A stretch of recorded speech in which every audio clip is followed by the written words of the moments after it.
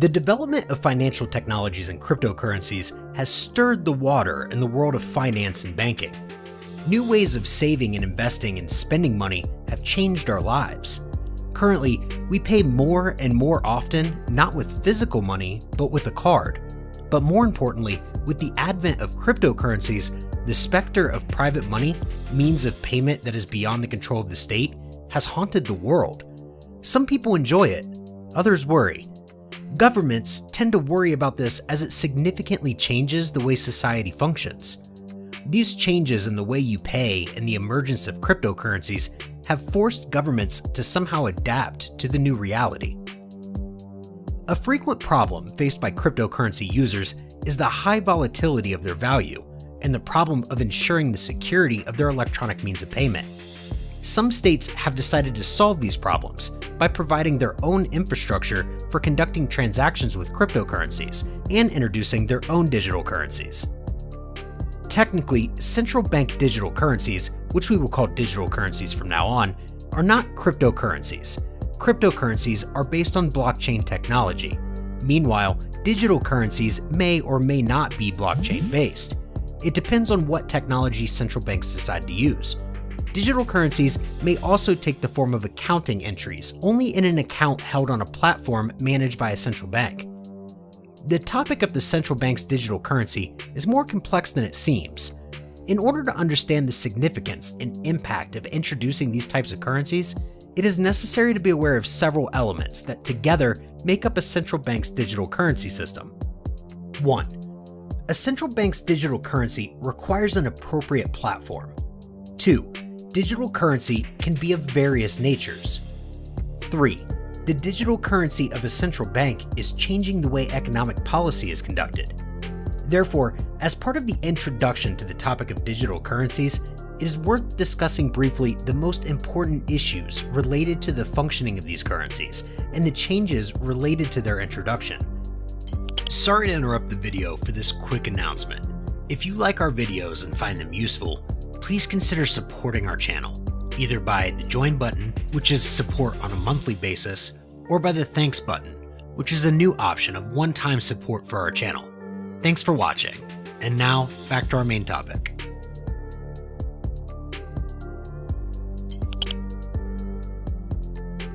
As the name suggests, digital currency is used in digital transactions. We do not have physical money in hand to spend, but we do dispose of money in digital form. For this, you need an appropriate digital platform that processes transactions and connects directly or indirectly people using digital means of payment. Establishing such a platform for digital currency has 3 goals. 1. Include cryptocurrencies in the official money circulation. 2. Provide better protection of the ownership of means of payment in accounts and physical cryptocurrency wallets. 3. Ensure that digital currency can be traded. Currently, existing banking platforms for electronic transactions do not process transactions using digital currencies and cryptocurrencies. Therefore, a central bank that wants to control cryptocurrency trading and introduce digital money similar to cryptocurrencies must expand the existing platforms, and it can do this in 2 ways in the first place. First method, an electronic platform not based on blockchain. The central bank may set up a centralized platform that will be operated entirely by the central bank. Like Google, Amazon, and Facebook, the central bank will have servers and computers to operate this platform, which will handle transactions between banks, but will also have individual accounts and record who they are and how much money they have. If the bank decides to go for such a centralized platform, the digital currency will not be a cryptocurrency, as it will not be based on blockchain. Second method, use a centralized blockchain network. In general, we associate blockchain with decentralization, but this is not always true. Blockchain can be centralized in the sense that subsequent computers that wish to connect and process transactions must be approved by the main body that has started building the entire network. Moreover, such a body may also introduce changes to the functioning of the network without the consent of the other members of the network. Such a private blockchain is used, for example, in the e-Crown pilot project run by Sweden's central bank. It is the central bank that approves who can join the blockchain network that it manages. In this way, the system can grow and does not rely solely on the central bank, but still, the central bank controls the entire network, the issuance of electronic currency, its features, and its circulation. In both of these cases, such a central bank managed platform makes it possible for people to open an account directly with the central bank. Now, the central bank will be able to maintain the accounts of everyone and will have access to each of these accounts. The central bank will also have control over the properties of digital money.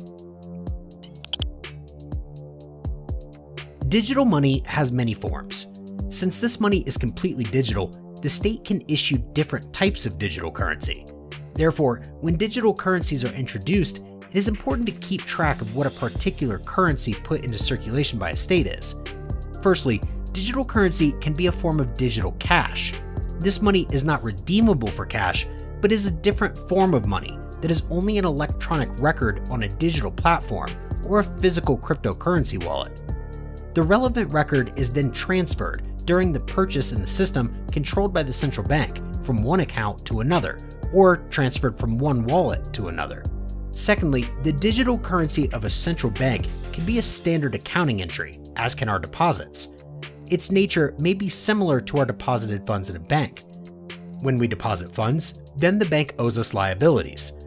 When paying electronically through our bank, we instruct our bank to transfer the appropriate amount of money to another person's account.